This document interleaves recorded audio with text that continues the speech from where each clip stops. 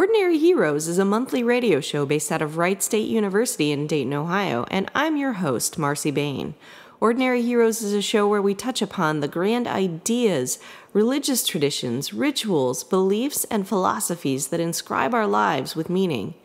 Everybody has a story to tell, and everybody is an ordinary hero. Today's guest is Michael Shoup, a singer-songwriter based out of Nashville, Tennessee, but who has deep roots in Dayton, Ohio. Michael, welcome to the program. Thanks, Marcy. Glad to be here. So, Michael, I'd like to start by asking you to share a little bit about your spiritual background, because I find that in getting to know a person, you need to know where they've been to have a sense of who they are and where they're going. Absolutely. I, as you mentioned, have some deep roots here in Dayton. I grew up in Beaver Creek, Ohio. As a family, we visited, Methodist churches. We visited Catholic churches. We visited all sorts of, number of different things. And for a while, my sister and I ended up going to a different youth group than we were attending church at, just because it was our choice and we wanted to give it a try. But I grew up by going to church and understanding that side of faith, and then went to college and got to discover the other part of life, and kind of gravitated towards my own style of that as well. But I've definitely been introduced to a number of faiths in my background, I guess you could say. So I want to talk a little bit about how music enters into all of this for you. So as a kid, you had attended religious services, from various traditions. Sure. Had been exposed to kind of a variety of different music within that vein. And if you could talk a little bit about how does music intersect with spirituality?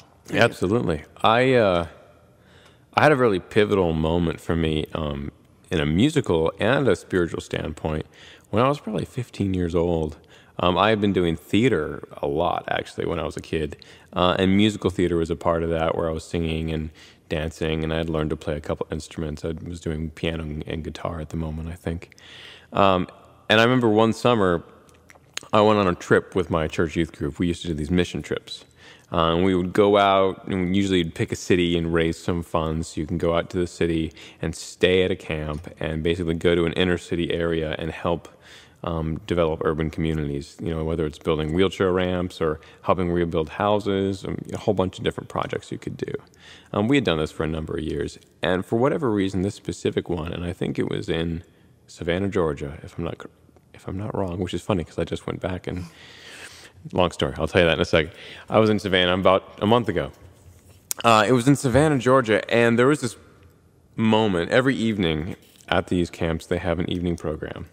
And during this evening program, there's music and there's just like a message and little kind of things you can do together as a youth group to kind of help bring you closer together. And something that was just blowing my mind at that event was how people's lives were being changed through the music. People that had never, understood or been to a church service before were at these camps. And it wasn't so much that they were just like, oh, all of a sudden I'm crazy about Jesus, but it was the fact that even just the emotion of the music was moving them to a point that they understood this message. They understood that there's something bigger than them and the good that they're there doing during the week at camp. And the fact that music so simply could move people or motivate people to do something like that was kind of a life-changing moment for me. I went from doing a whole lot of theater when I was 15 and 16 to pretty much dedicating myself to music from there on out. Did you yourself have a profound experience as a result of particular music or a particular song? I mean, was there a moment for you where you heard something and you were like, oh, wow, like this has been a life-changing song for me in some way? Oh, there's too many to name, probably.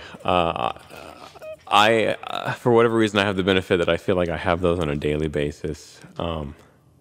Any song that's extremely well crafted even just has those little lines that come out and do that for me. As a kid, I listened to a lot of Christian music, so a lot of that kind of stuff pulled me out. I remember listening to a lot of Jackson Browne and a lot of, older writers too that have a lot of deep meaning or sort of like hidden meaning, I guess, inside what they're about to say. Most of my favorite songs, even favorite hymns, have some very, very simplistic phrases that have a lot of structure and meaning behind them. Turn a phrase for me. Give me a phrase that an example of what you're talking about there. Let's see. One of my favorite Jackson Browne songs, which I'll bring up, has a very sort of spiritual meaning to it, and it's called "I'm Alive." And it's hit me at a number of different times through my life. It's just a really great piece. He wrote it after his divorce with one of his wives, I think his second wife. And not like he's had a gazillion, I'm just saying. Of the big two. Of the big two, this was, yeah. So this was a post-divorce song, and I think the big chorus line, and it doesn't sound, out of context with the music, doesn't sound all that profound, but he's talking about all these dreams that they've had together, and he says, I'm going to have to block them out somehow because those dreams are dead and I'm alive. So it's a moving on kind of song, but the beauty of it is that it's written in this amazingly upbeat and praise sort of fashion. You feel just like you're busting out of your seat. He's driving down the highway and he's just talking about this. And there's this ability he has to write such a, tear your heartstrings sort of lyric that also uplifts you in such an interesting way. And to me, that ties directly into faith, because I feel like there is a constant balance between those two. There's a sorrow and there's a joy. It almost sounds like what you're describing is like a paradox, right? Yeah. Like hope in the middle of messiness, and a song that kind of takes you on a journey between, to navigate a world in which these things exist, where there can be hope in the midst of a life that's often chaotic and messy, where, Absolutely. A song about divorce can turn into a song that, for whatever reason, the melody or the lyric kind of, like you said, lifts you out of your chair or lifts you out of your seat. Yeah, and I love it. That's, I think, what attracts me to any form of expression or art. It's when both pieces of gray matter, the gray on this side and the gray on that side just get thrown into each other, and you're like, oh, you're saying both of them at the same time. How did you do that, So how does that affect the music that you yourself write or create or aspire to create? It makes it very difficult. No, I mean, I think artistically it's very, very inspiring to listen and to hear that kind of stuff, and to try and write things that are at that level has always been a challenge for me, because as a musician who tries to make a living and that kind of thing, you can be much more commercial and write things that are much more one-sided, and probably get some decent radio play. I would say, in general, the less heady you get with your songwriting, the more potential you have to sell records. Like Mbop? Like Mbop, or, I can't get Call Me Maybe out of my head lately. I apologize for anyone listening. It is now in your head. It happens. Yeah. But, so as an artistic person, there's that constant battle as well, where it's like, I would like to eat today. I would also like to write work that I enjoy myself at the end of the day, too. So, yeah, it's a constant back and forth between those two. And I think you can walk a fine line in the middle that everybody can agree with, too, Okay, here's a very lofty question for you. Yeah. A question that has stumped everyone through the generations, so I'm going to throw it to you just because I can. What is art? What is the definition of art when you're talking about music? Art. You have 30 seconds. Art, I would say, can be defined. I would define art as something that moves you emotionally, that anyone of some perspective can define as having value. Very good. can tell that you have read and I thought about it way too much. You thought about it. It's a musician's plight to think about what is art and well, it's what it also means. one person's perspective of art is totally different from another. So, one person's trash might be someone else's art. Treasure. Yeah. Bop might be someone's two-sided song. Absolutely. You never know. It's completely perspective based, So you actually originally started. I want to go back to your faith background and the time that you spent in religious communities. You actually started in the Christian music industry, writing songs of that bent and for a particular group of people. And then you've since broadened yourself into being a singer-songwriter generally. So tell me a little bit about that process. I mean, was there a moment when you said, or what was that process to go from being and thinking exclusively maybe of yourself as a Christian singer-songwriter to just a singer-songwriter? Right. Just like there is music and then there's a music industry, I think there's being a Christian and living like a Christian, and then there's also the Christian industry. And not to say that those are mutually exclusive. I think I was in a Christian band in high school, and we definitely labeled ourselves as a Christian band. We wanted to play churches. We wanted to spread a message. We played clubs and that kind of thing as well. But we had one goal, and it was like to play music and bring people closer to Jesus and that kind of thing. And then having moved down to Nashville for college and getting into that scene and starting to understand the Christian industry more, I think it made me want to not limit my writing to only things that would fit the business model of the Christian industry.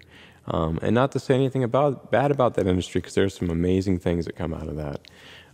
But there's also things like JPMs, which stands for Jesus per minute, that you measure how many times you say Jesus in a song and whether it'll get on radio. And, there are things in the music industry where if you write bop, it will make you more money than other things. So I made a conscious decision probably 2 years into college to start pursuing secular writing that followed my beliefs and morals and things that I thought the world needed to hear or wanted to hear, instead of writing solely Christian music.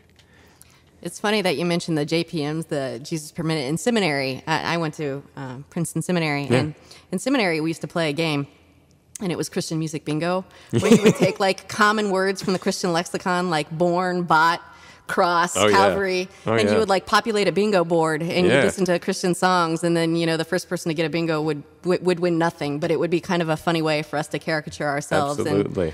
And kind of talk about the ways that that Christian writers were maybe limited in some regards. And like you said, there are so many very talented Christian artists, just really wonderful musicians, but there is a paradigm where there is an expectation that you are going to use a particular language to express yourself. And in a lot of ways, it's limiting to a particular group of people, rather than maybe just being able to write about universal themes, or if you want to write a song about shoes, you can't do that under the Christian business model. Yeah, it became an interesting sort of balance for me of who I wanted to write for and reach. Because you're right, there is that lexicon that's been there for thousands of years of here are the words that we use to talk about Jesus and talk about Christianity and that kind of thing. And you're not completely limited to that, but you're definitely encouraged to write those into your lyrical structure. And as a writer, I found that exceptionally limiting, and also limiting to who I could reach, because if you were outside of that world, saying things about the lamb or about... Bought by the blood of the lamb. Or by the blood or the flesh and that kind of thing, it's going to... You're having no idea what's going on, And I wanted to be able to talk to people in a common language about the same kind of things. And then if they get into that, that's great too. I mean, I've written Christian songs that I'd be happy for people to get into or cut or any of that kind of stuff, But I think I've moved to a place in my writing where I'm doing it differently now. And who knows, maybe at some point I'll get a great opportunity tossed my way that I can write more like that again, you know? Very good. Well, that's a good lead-in. I think we're going to start out now. We're actually going to play a song off of your album, Learning How to Live, and we're going to play the title track called Control, and then we're going to have a little chat about it. Cool. Sounds great.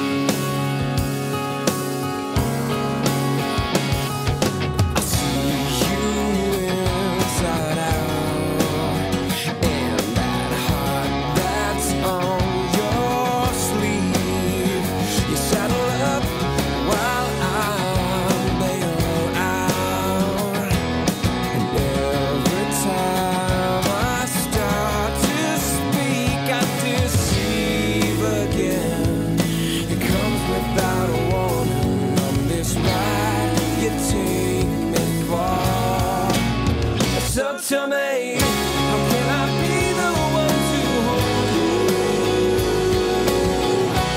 when I'm barely standing still on my own? Wish that I could just adore you instead of living like a man out of control.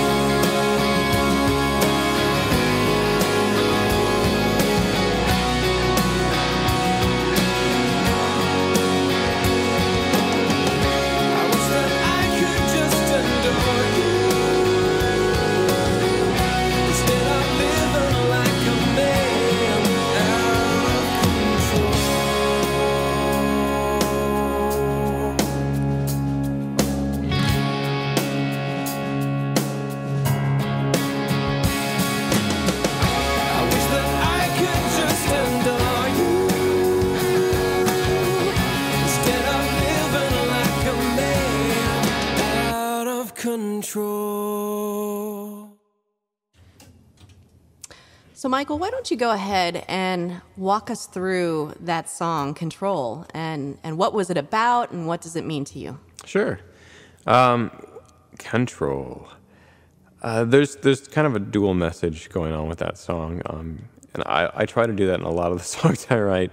You can see it from a completely like interpersonal relationship side, whether it's between a man and a woman and a man, either side. And you can also see it from sort of a loftier spiritual side. The juxt of the chorus there is, how can I be the one to hold you when I'm barely standing still on my own?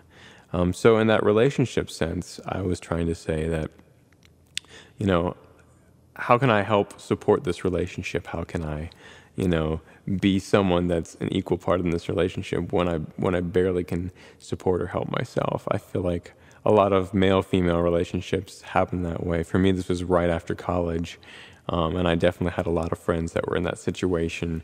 One person wants to settle down, one person is totally off the hook and like, I don't know what's going on with me. But at the same time, the sort of spiritual side of it is that I feel like a lot of us as lay people, if you will, or as just human beings, don't feel like we're deserving of sort of the grace that's passed on to us at the same time. In the song, in the relationship side, the female, if you will, is sort of out there and saying, we can make this work. Let's move on. And the male or the singer of the song is just, I know I am letting you down, but how can I accept what you're giving me? And I feel like God is doing that almost every day to us. And we as human beings a lot of times have a hard time accepting that. Yeah, so there's a dynamic going on where grace or love is being offered, and maybe we feel like we don't deserve it, or we feel like we have to do something or be someone. I think that's a human theme that just kind of extends maybe even beyond the boundaries of what quote a Christian would experience, but just human beings are kind of on a constant search for love and meaning and purpose, and then you meet someone who offers you love that maybe you feel like you don't deserve, and you're back to asking those questions. Well, what can I do to be the kind of person who deserves what you're offering? Yeah, it's a very universal message that I think, at least in my sense, originates from that universal God sense of love. And I love it because you can see it in so many different aspects of life, and so many different people in different places can relate to it, regardless of where it rests itself in me, where it originated, Very cool. At what point did you know that music was something that you wanted to do professionally? At what point did you go from playing music in your bedroom and with bands around town to thinking, I could really do this when I grow up someday? I'm still waiting for that. No. Well, when I was 15 or 16, I decided I wanted to hit pretty hardcore. And then probably around 17 or 18, there was the big question of, like, what are you going to do in college? Neither of my parents, pursued music professionally. I mean, my dad took piano lessons as a kid, and my mom as well. But my sister had already gone to college for 2 years doing musical theater, and that was an okay thing to do. So it was my decision, sort of, and the folks were okay with it, that I wanted to give it a go and go to college to try to pursue music. Now, the funny part being, I really had no idea at that point what kind of a piece I was about to bite off to try and attempt that, because this was about 2000, like 1999 to 2000, right when Napster decided to rear its head and ruin the music industry for everyone? I don't know about ruin. It certainly changed. It certainly changed the 50-year, 60-year thing we've known as the music industry. I'm personally better for it, but it was about 18 that I decided I was going to pursue music for as long as I could and do it professionally. And then I got out of school and tried it for a while. And honestly, I think it was maybe 2 years out of school that I honestly dove in and said, oh my gosh, this is either get in or get out. Because I'm sure you know how that feels. Sometimes you get out of school, and I went to school for music, so it's not like I got out with an engineering degree and could go down the street and be like, look at this, I'm hireable. So you didn't have a fallback plan. It was kind of, you're either all in and it's going to work or it's not. Yeah, I started reading design books and going, all right, well, I could do a lot of this and a lot of that instead. And so it was either jump in or don't. And your musical endeavors, they ultimately took you to Belmont University, which you mentioned, which is a university that's really well known for churning out folks in the Christian music industry, and then some folks in the country music scene who have really been people of note. Yeah. What did you learn there, and how did your time at Belmont really form the musician that you've become today? Absolutely. I gotta tell you, they've done a very good job of perfecting the music program there. I'm a big fan of a lot of the teachers there, especially the adjunct faculty they bring in. They're very good at bringing in people that are actually in the industry or have been in the industry to give you a good rounding of what your talent might need to be in the studio or on stage and that kind of thing. So no, it was a great experience to be able to learn there for 4 years. The thing, like I mentioned before, that was interesting, and I think it's still interesting, is it's very difficult to teach anything about the business of music at a 4-year university because it is changing so rapidly right now. your professors wouldn't have time to keep up with it unless they're in the business of running stuff in the music business. And then if they are, they don't have time to teach. So that's a good segue. Let's actually talk about your business model for music, because one of the Sure. things that you do that I think is really unique is you actually give a lot of your music away for free. I do. So let's talk about that.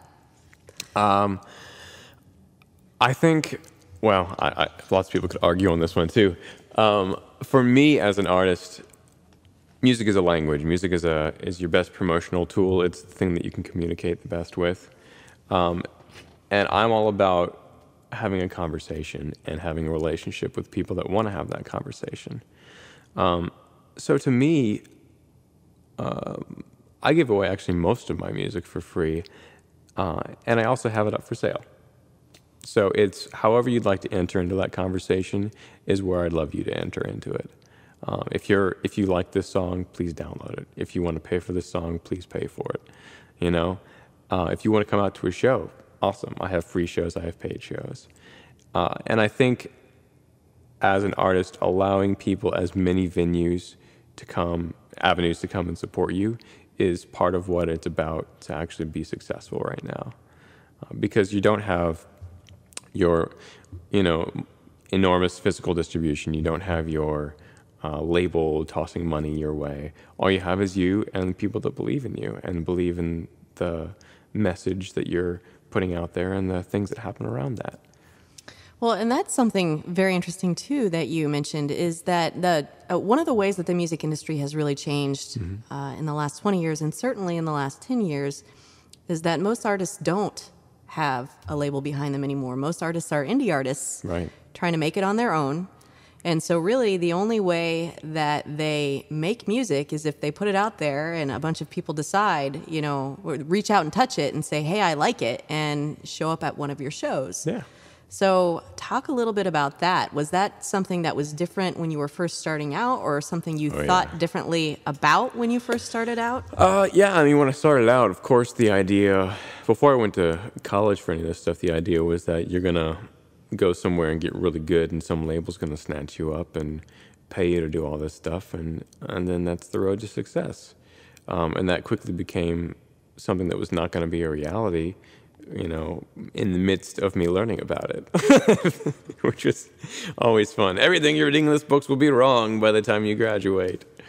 And that was honestly kind of fine with me, because the more I learned about that side of the industry and the business and the way things had been, the more I thought, I don't really want to get involved in that. Almost for the same reasons that I didn't continue to be involved in the industry side of Christian music.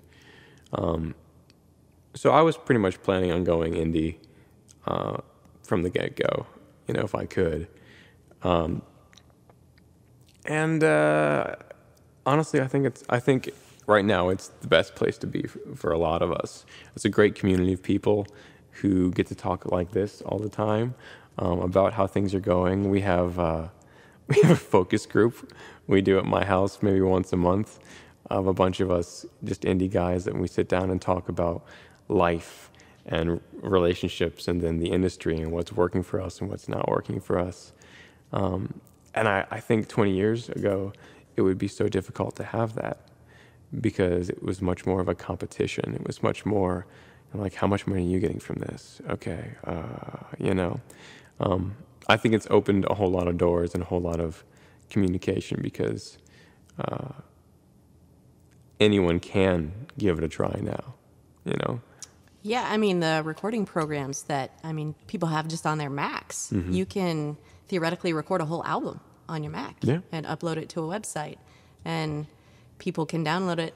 It could be, or you could put something up on YouTube and all of a sudden you wake up one day and you have 1 million hits. Absolutely. From all over the world. So technology is really enabled. The thing that makes me really excited about that in this era is that anyone can create anything, but then the value of what's good and what is not good suddenly becomes so much more important, because the value is no longer something you can put a dollar amount on, it's in the message. And so, like I said, anyone can create something, but only someone that has good content with a good message or a good sound behind it is going to go anywhere, regardless of whether you're charging for it or giving it away for free. You know? So it's making artists focus so much more on how good is my content? How well am I writing? Am I actually reaching people? Because if not, I could run a Kickstarter and get 50 grand into this project and it could still go nowhere. You know?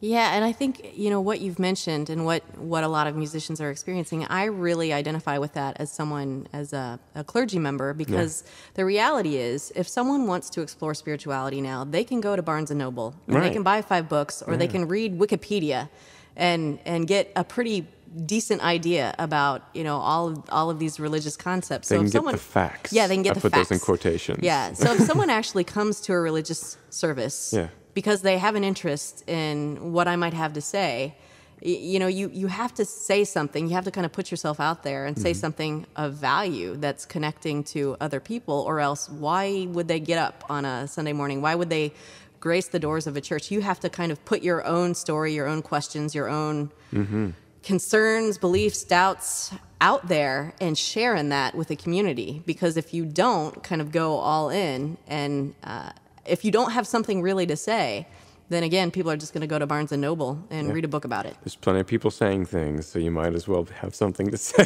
Yeah. So I want to talk a little bit more about the industry. You did work for some time as an A&R rep. So give us the dirty secrets, the inside scoop. The dirty secret. Their dirty secrets is that they're not really all that dirty. No, I mean, I was working for a small independent Christian label at that time. And by small, I mean like 3 of us in a loft. Small, you know. And it was a really fun time to learn what was going on. At that point, we didn't have a whole lot of bands on the bill. We had maybe 2 artists. One was Bob Carlisle, who did Butterfly Kisses. Butterfly Kisses. Exactly. Oh, yes. So he was our kind of like big ticket thing, and then the owner of the label was looking to kind of expand the roster a little bit. And we all did a number of different jobs at the label. Just one of them happened to be like searching out new material and new bands and that kind of thing. But it was fun to at least feel like for a portion of time there, I actually had a reason to like find other bands that were doing good things and had good material, and that I thought actually had a good mindset to try and make themselves succeed. I guess the dirty secrets behind any sort of label is that it's not easy at all. I used to think of labels as sort of just these big muscle guys that had a lot of money. And you know what, maybe for a while there, the big 4 or however many there are now were that way. It's definitely not that easy anymore. We as an indie label were having a really hard time getting the right amount of capital to put into these artists to get them on radio or get them any kind of grassroots promotion. And in all honesty, the label ended up folding because of a simple distribution deal that fell through. Went belly up. Yeah. It's if all of your product is in one warehouse and the company goes bankrupt, you're liquidated. End of story. You know? So for anyone out there who's thinking that the label is kind of their big ticket to making it, you know, it's a gamble to go indie. It's a gamble to put your stock in a label. I would almost say it's a bigger gamble to go with a label at this point. But you know what? It depends how smart you can build that contract and how well you believe in the people that are working behind you there. You know, it's all. I mean, any way you slice it, you go into business for yourself. But you can always help with somebody else behind it too. I don't know. All right. Well, I think I'd, at this point, like to invite you. I know you brought your guitar in studio, and I'd like to invite you to play a song or two for us. I would love to. Let's see. One thing I like to do as an artist, at least on my website specifically, you know, I talked earlier about liking to make sure that the music is a conversation. It's a back and forth between people that are enjoying listening to it and getting something out of it, and myself creating it. So about a year or two back, to try and make that more of a direct conversation. I asked people to just submit me their ideas on my blog. Any idea they had for a song or for just something they think needed to be said, toss it my way, and I would try to write a song about it. And I took them, the first year I did one a week for like 3 or 4 months. And it was a whole lot of fun and way more work than I was expecting. So the next year I've been doing one, did I say one a week? I've been doing one a month now. And it's much more manageable. But I like to play one of those songs. And it's called Leave the Ground. And it was written for a woman who wrote in and felt like she needed to take a big step in her life, a big change, a big leap. But every time that she came up to making that decision, something turned her the other direction. So this is sort of that motivational song for her. But at the same time, it has that little black and white Jackson Browne thing we were talking about, where it's a little happy and a little sad at the same time. Leave the ground.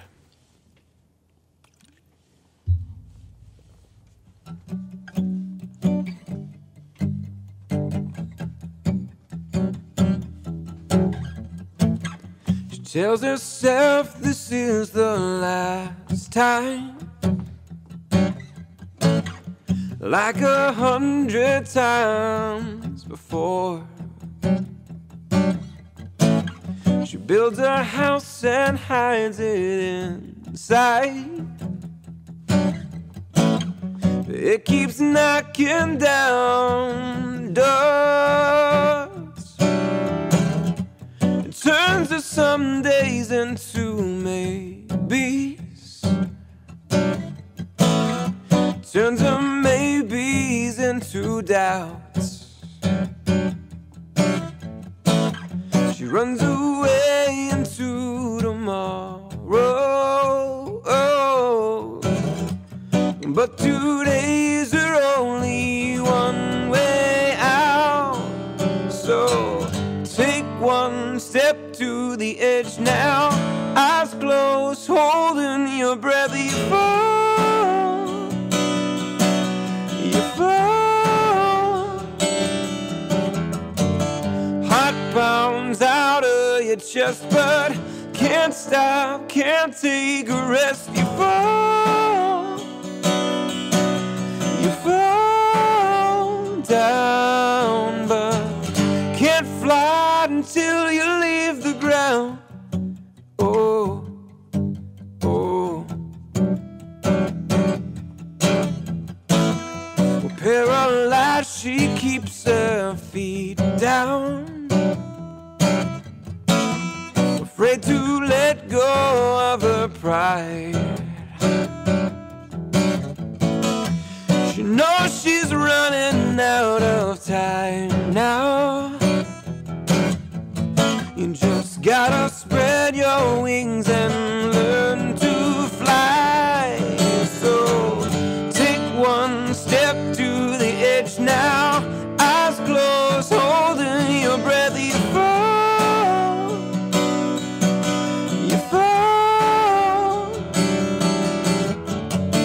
Heart pounds out of your chest, but can't stop, can't take a rest. You fall. You fall down, but can't fly until you leave the ground. Oh, gotta start out lost so you'll be found. Oh, can't fly until you leave the ground. Oh, take one step to the edge now. Eyes closed, holding your breath. You fall. You fall. Heart pounds out of your chest, but can't stop, can't take a rest. You fall. You fall down, but can't fly until you leave the ground. Oh, oh, until you leave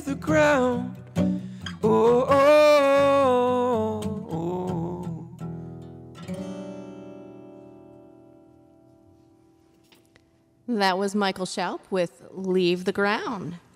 You know, Michael, one of the things that I think is really inspirational about your particular story is that you did start out in music kind of full of idealism. You graduated from college. You were touring around all over the place. Right. And then I read a blog post that you had written where you had gotten yourself into a little bit of credit card debt, and you'd been at this for a little while, and kind of the tables had turned on you. And you really, without having a strategy, had gone and played all these places. And then from that, you kind of got yourself together, and you took some side jobs, and you got out of debt, and now you're doing music full time. And not only are you doing music full time, but you produced your own album. You raised the capital to produce your own album, right? And you've started a business. That's true. So let's talk a little bit about that. Yeah. It's funny how you're totally right. I feel like I was very starry-eyed, even coming out of college and knowing kind of what I was getting into. But I love how your stories get built as you're failing the other one previously. You know, I got out of college and I toured independently for about 2 years, basically putting all of the tour expenses on credit cards as I was going. I was freelancing a lot of different types of work at that point, and didn't understand how that went at that time, where like, oh, I got this job done, but I'm not going to get paid for like 3 months. No problem. It's all good. You know, the little life lessons we learn. I think every college kid ever has been in that scenario. Probably. So at least I had a mental limit to it. It was also kind of at that point that I was questioning, you know, I went about $10,000 in debt, which on a credit card is pretty high. And it was that moment where I was like, dude, are you serious about this music thing? Like, is this really what you are called to be doing? Because there are so many roads that are much easier to walk down if you really, really wanted to. And that engineering degree is only one more return trip to school away. Exactly. Put all these loans on hold. And I decided that internally, music was still something I wanted to do. So even though I didn't have the time or money or effort to put towards that, since I'd kind of crashed out for a while, I decided to make a plan. And I took a job that was a great salaried job that was about as close to the music industry as I could get at the moment. I took a job building websites for some really, really great artists. Yeah, and you did too. So tell us a few of the people that you've worked on websites for. I worked at this company called Music City Networks, and with a great team there, we built sites for like Lady Antebellum, Brad Paisley, Kelly Clarkson, a lot of really great artists out there. And I kind of like to call that period of my lifetime learning with other people's money. Which is good because I don't work there anymore. Now I can say that. But it was amazing because, you know, you've got some great management teams there, and they're saying, we want to do this. We have this budget. How do we do that? And it was our job to figure it out. So from an exploratory point of view, and me being a big tech head, it was great to be able to learn a new skill set that I could then turn around and use on my own to help market myself or to help market other artists that didn't quite have the budgets that Brad Paisley and Lady Antebellum do.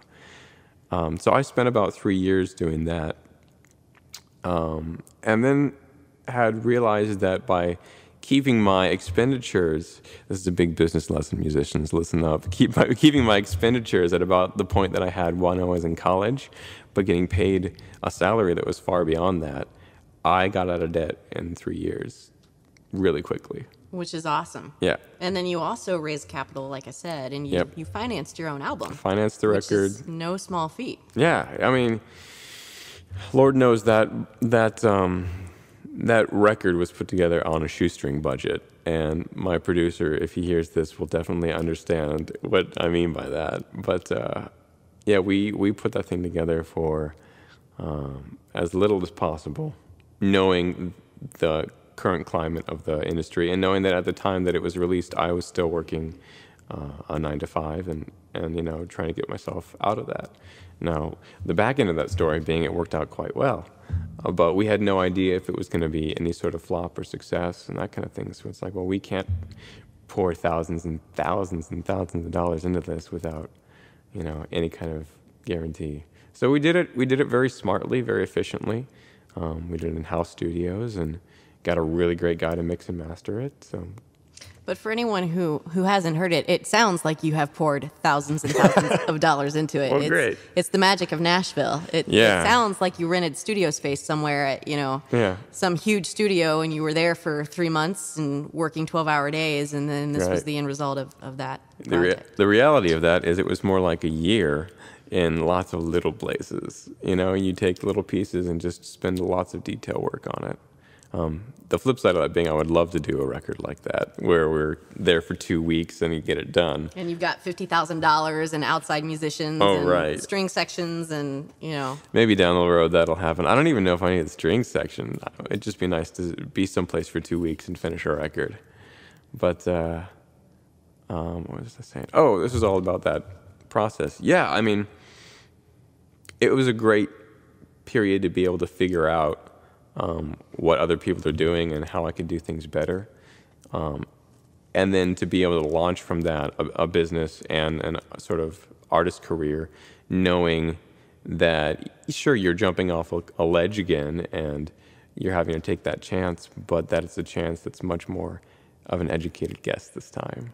And your business is called 12 South Music, and you actually are an artist who helps other artists with promoting and music marketing and all kinds of different things. So talk a little bit about what you do in that role, your entrepreneurial role. I like to think of it as the hair club for men. I'm the founder and also a user, but not to confuse that, I'm not bald. We're fine. You have a very nice, rich head of hair. Yes, but no, I started doing a lot of these sort of online promotional schemes for myself, which fell into me doing that for a bunch of my friends because I just wanted them to succeed as well. And I started to find systems and patterns and different little tools that weren't all that hard to set up, but that people just didn't understand because there's a technological separation between them and how to do it. And I realized that for much, much less than, a Lady Antebellum or Kelly Clarkson were paying for, you could do this on a smaller scale for independent artists, and reap great benefits for them, at least for like reaching the people that they need to reach. So I started the company just as a small project, and I hired a assistant to help me with the paperwork and the emails and that kind of thing. And honestly, I haven't had to look for work yet. It's more so a word of mouth thing. If you do a good job for one artist, they tell somebody else, and I like to keep it that way at this point. Where we're actually being able to create benefit for the artists that we're working with, and as I learn new things to help promote myself, I get to turn that back into the company and help somebody else. This is kind of a funny little aside, but it goes back to the company. Yeah. I read another blog where you read the book, The 4-Hour Workweek. Oh, yeah. And you were like completely inspired by this book of the 4-Hour Workweek. So there was a period where, did you have an overseas assistant who was like researching things while you slept, and then you would wake up and you'd be like, I'm going to go play in Boise, Idaho, because some guy in India, did all this research for me, and now I know that this is where my market is. Absolutely. And in fact, I highly recommend it to anyone feeling like they have a giant time crunch. I had a guy in the Philippines, and actually he's still available. I just haven't used him for the past couple months because my in the States assistant has been so fantastic I haven't needed to.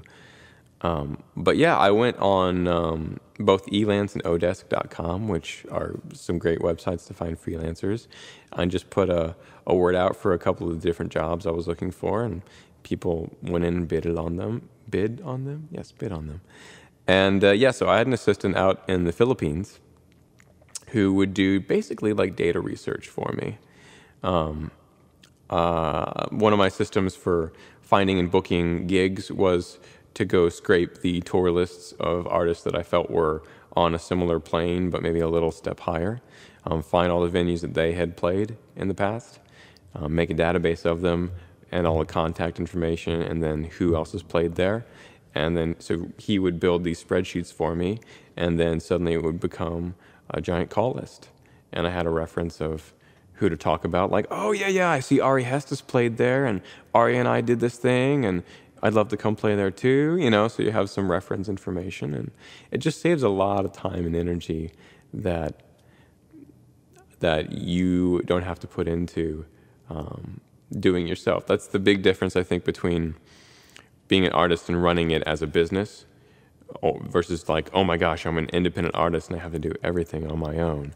I think that creative people, to be able to survive in the creative climate right now, have to build a business around them, with them as the CEO, because that's what a label used to do for you. And if you're not on a label, you still have to have those cogs turning somewhere, and there's not enough time in the day for you to do it. So that was one major time-saving mechanism for you to employ it was someone. amazing. It was amazing, yeah. So did you get gigs out of that? I mean, was that a successful methodology? I still use that methodology today. It's build the spreadsheet, start the call list. I mean, and I've used that from everything from, booking gigs to finding people that want to review the record for press. I've done that for scraping contact information for celebrities I'd like to meet. It's all out there on the internet, and it's just a time thing. It's like it takes a lot of time to find that and to have it correctly put in front of you. There's a time versus money ratio that Tim Ferriss uses in the 4-Hour Workweek that became sort of my stamp of approval for allowing myself to do all of this. I'll go over it quickly if you have time. We have time. If you can go over your past year and find an income, your yearly income from the past year, and divide that by the number of potential hours that you could have worked or wanted to work, you have a very rough estimate of your hourly wage. Very, very, very rough, but a basic idea, and that's all we're really going for. So if you have a basic idea of your hourly wage, you know how much you're going to lose if you're trying to do something and it takes you X number of hours. And if you can hire someone to do that task as well, or especially better than you can do it for less than whatever that hourly rate is, you should consider it a matter of savings. That's a very interesting perspective. It's a very strange way to be like, what? Paying someone is savings? How does that work? But I found it to be completely true in a number of aspects that I've been doing musically and business-wise, because it's such a different mindset to switch from business to creative. And if your job is creating things, creating content, making it focused content, and you can keep yourself in that world as long as possible, you're going to make better content. So the more I get people to do some of the businessy structured things for me, the better my content gets and the better value I can provide to other people, and then my business does better. There you go. Well, speaking of content, I'm going to leave this next song to artist's choice. Do you want us to play one off of your album, or do you want to play another one for us live? Good question. Dun, dun, dun. Like the Jeopardy clock is now ticking. Yeah. Michael decides. Let's do one from the record. Okay. I haven't listened to the record enough lately. What do you want us to play? Let's do Learning How to Live. The actual song. All right.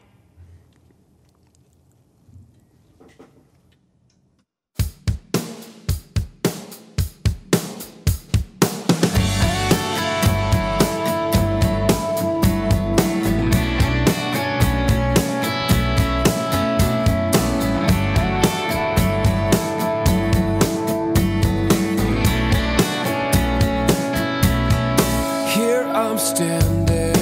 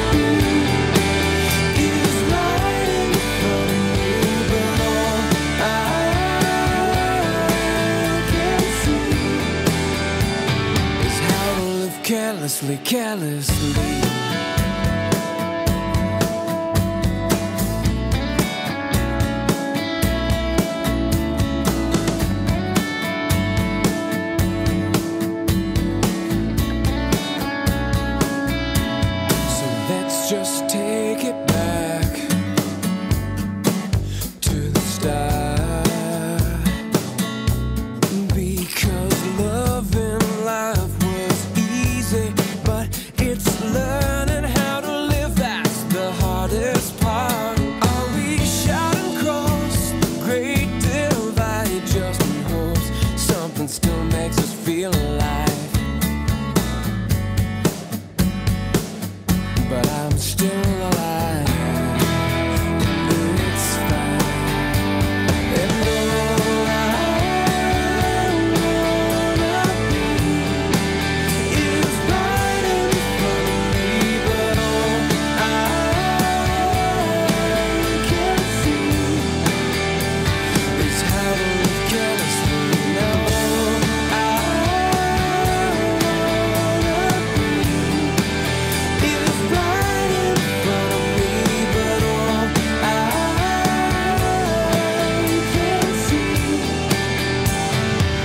is just to take it slow and take heart. Don't let it overload. Oh, because learning how to live is the hardest part. So take it slow and take heart. Don't let it overload. Oh, because learning how to live is the hardest part. Now all I wanna be is right in front of me, but all I can see is how to live carelessly. Now all I wanna be is right in front of me, but all I can see is how to live carelessly, carelessly.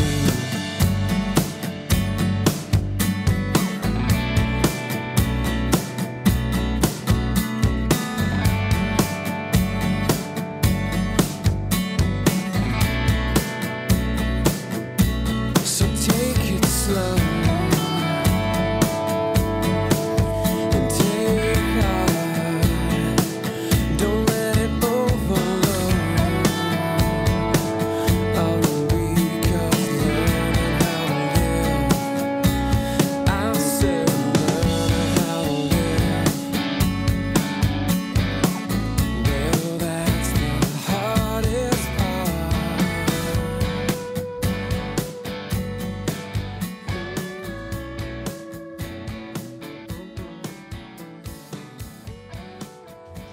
So real quick, before we close out the show and have you talk about this song, we were just talking as the song was playing about Yeah.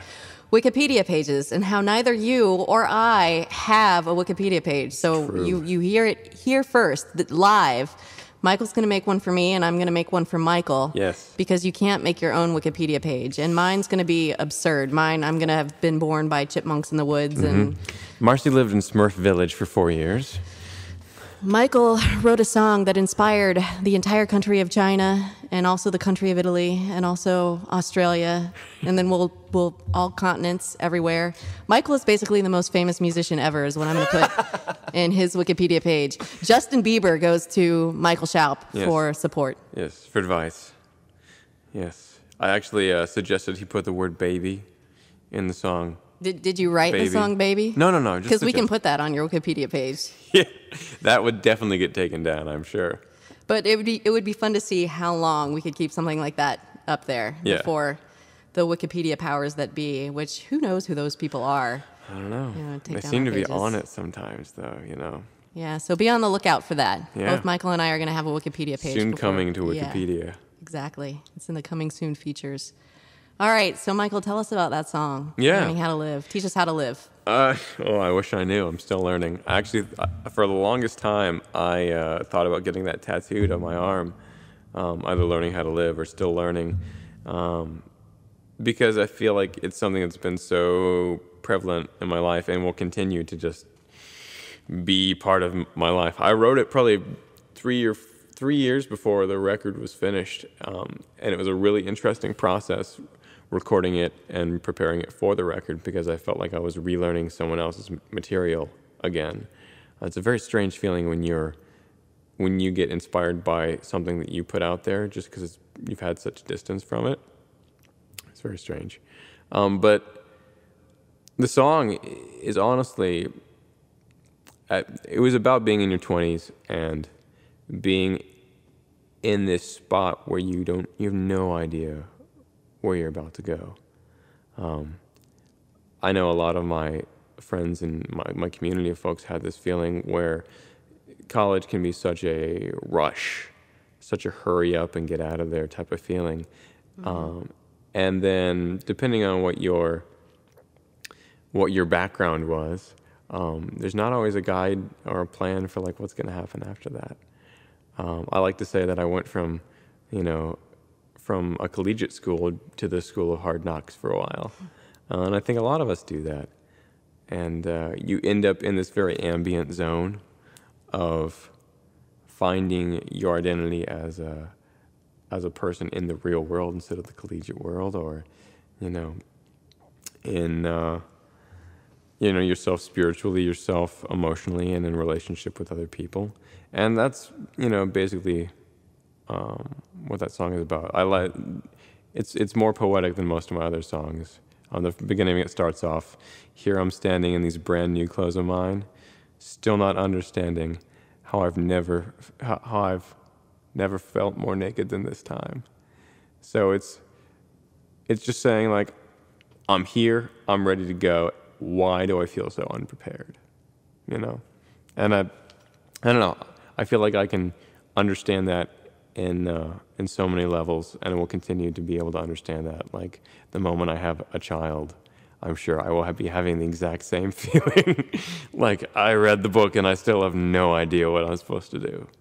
So yeah, that's a special song for me that I just like to continue to bring out because I think it'll continue to mean something. Well, I think that's a pretty good note to close out the show. So this has been Ordinary Heroes with Michael Shoup, and you can find Michael at michaelshoup.com before the Wikipedia page goes up. You can also find Michael on Facebook and Twitter. Where else can we find you, Michael? Anywhere social networks are made, I probably have that profile. Michael is omnipresent. That's true. On the internet. Michael plays coffee houses and bars and festivals all over the state. Michael also can be booked for a house concert. That's true. So if you like Michael, check out his website and book him for a house concert. You can purchase his album, Learning How to Live, on his website. You can also get it through iTunes and Amazon. Is there anywhere else we can get it, Michael?